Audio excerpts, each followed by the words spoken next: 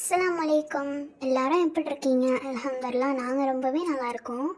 இன்றைக்கி ரொம்ப நாள் கழித்து இன்ஸ்டாவில் வைரலாக போன க்ரீமி சிப்ஸ் தான் பண்ண போகிறோம். வைரலுக்கு தகுந்த மாதிரி செம்ம டேஸ்ட்டாக இருந்துச்சு.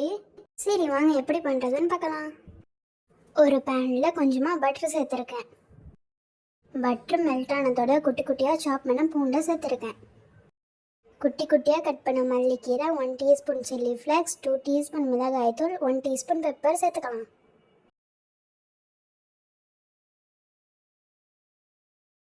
எல்லாத்தையும் சேர்த்து நல்லா பட்டர்லேயே மிக்ஸ் பண்ணி விடுங்க.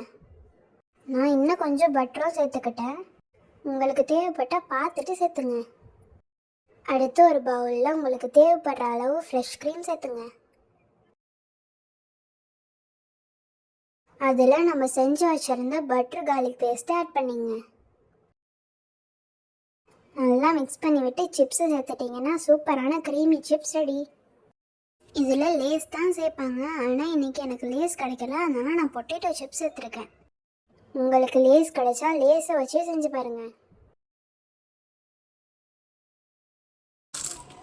செம்ம கிறிஸ்பியாக இருந்துச்சு, இந்த சவுண்ட்லேயே தெரிஞ்சிருக்கும்.